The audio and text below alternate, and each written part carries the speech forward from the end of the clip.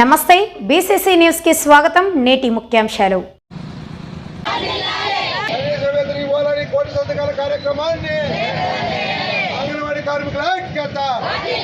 అంగన్వాడీ కార్మికుల ఐక్యత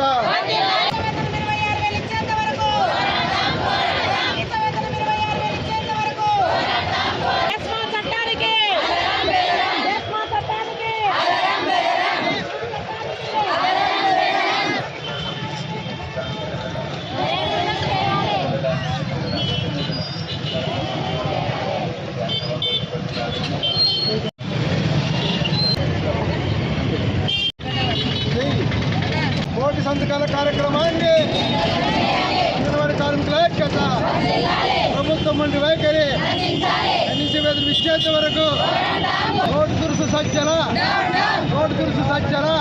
మా కోరికలు కనీస వేతనం పెంచలేని సీఎం మా న్యాయమైన కోరికలు తీరుస్తారనే ఉద్దేశంతో ఇంతవరకు వచ్చినాము. ఈసారి చర్చలు మాకు మంత్రులతో కాకుండా సీఎం జగనన్న దిగువచ్చి సీఎం గారే మా చర్చలకు దిగువచ్చి అతను న్యాయమైన కోరికలు నెరవేరుస్తారని మా రాష్ట్ర నాయకులను ఖచ్చితంగా పిలిచి మా న్యాయమైన కోరికలు నెరవేర్చేంత వరకు మేము ఈ కోటి సంతకాల సేకరణ చేసి ఖచ్చితంగా దయచేసి సీఎం గారు మా కోటి సంతకాల సేకరణ ద్వారా మమ్మల్ని చెల్లించి అక్క చెల్లెమ్మలు అయినటువంటి అంగన్వాడీ వర్కర్లకు మాకు జీతం పెంచాలని కోరుకుంటున్నాను. నేను ఎం కృష్ణవేనమ్మ ఏడీసీ అనుకుంటున్నాను. నిన్నటి వరకు మా యొక్క రాష్ట్ర కమిటీని పిలిచి మరి జీతాలు పెంచుతామని చెప్పి పెంచకుండా మాకు డబ్బులు ఉన్నాయి కానీ పెంచమని చెప్పేసి మరి చర్చలు విఫలం చేసినట్టుగా మేము చూస్తుంటున్నాం. మరి ముఖ్యంగా ఈరోజు మమ్మల్ని ఎంతగానో మరి చర్చలు పిలిచి అవమానించినాడు బొత్సల గారు అయితేనేమి, మరి సజ్జల గారు అయితేనేమి, ఇలాంటి మంత్రులు మాకు ఇంకోసారి చర్చలకు పిలవకూడదని మేము విజ్ఞప్తి చేస్తున్నాం.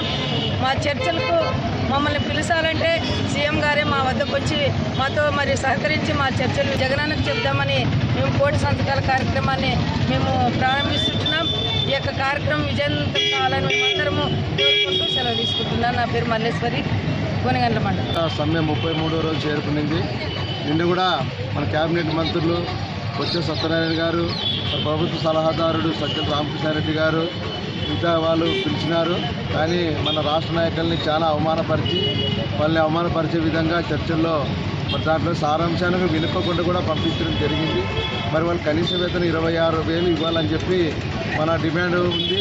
మరి 2018, 2019లో జగనన్న గారు పాదయాత్రలో అక్క చెల్లెమ్మలకు ఇస్తానని చెప్పి మాట ఇచ్చి ఈరోజు వాళ్ళ ఓట్లతో గద్దెనెక్కిన తర్వాత ఆయన ముఖం కూడా అక్క చెల్లెమ్మలకు చూపకుండా ఈరోజు 4 సంవత్సరాలుగా వాళ్ళు కాలయాపన చేస్తున్నారు. కరోనా టైంలో చాలా ప్రాణాలు తెగించి కూడా సర్వీస్ చేశారు. అయినప్పటికీ కూడా వాళ్ళ వేతనాలు పెంచమంటే ఈ తనకు అనుకూలంగా కాకమ్మ కబుర్లు చెప్పి వాళ్ళు అవమానం చేస్తూ ఈరోజు రోడ్డు పాలు చేశారు. కాబట్టి ఈరోజు డైరెక్ట్గా జగన్ గారు ఎక్కడున్నారు, ఏం కథ, 33 రోజులు అంగన్వాడీ మహిళలు చేస్తున్నప్పటికీ కూడా ఆయన అడ్రస్ గల్లంతయింది. కాబట్టి తక్షణమే మరి అనేక కార్యక్రమాలు చెప్పారు, స్పందన పెట్టాడు. జగనన్నకు చెబుదామన్నాడు, అనేక కార్యక్రమాల్లో సమస్యలు పరిష్కరిస్తామన్నాడు.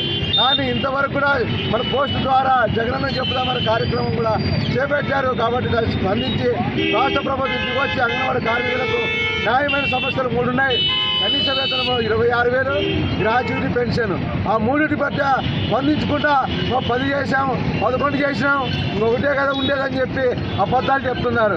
కాబట్టి మన కార్మికులకు ముఖాముఖిగా జగన్ గారే స్పందించి సాక్షాత్తుగా ఆయనతో తెలంగాణలో ఎట్లయితే ముఖాముఖి అక్కడ ముఖ్యమంత్రి గారు ఏమైతే వ్యవహరిస్తున్నారో అదే పరిస్థితుల్లో కూడా ఇక్కడ మన జగన్ గారు కూడా మరి ముఖాముఖిగా అంగన్వాడీ కార్మికులకు స్పందించి వాళ్ళు కలిసిపోయి ఈరోజు అర్జీలు తీసుకొని వాళ్ళ సాధక బాధకాలు విని సమ్మె విరివింప చేయాలని చెప్పి కూడా మేము కోరుతున్నాం. నా పేరు రాముడు, సిఐటి కార్యదర్శి. ఈరోజు వాళ్ళ సమ్మె దాదాపుగా 33 రోజులు చేరుకున్నది. అయితే జగన్మోహన్ రెడ్డి గారు పాదయాత్రలో ఇచ్చిన మాట మరి ఇవాళ నెరవేర్చమని చెప్పి వాళ్ళు ఎన్నోసార్లు ప్రభుత్వానికి విన్నపాలు చేయడం జరిగింది. సరే 4 సార్లు చర్చలు పిలుస్తుంది కానీ వేతనం మధ్య పెంచలేమని చెప్పి చెప్తున్నది. ఏదైతే ప్రధానమైన డిమాండ్ ఉందో దాన్ని ఇవాళ ప్రభుత్వం తిరస్కరిస్తుంది.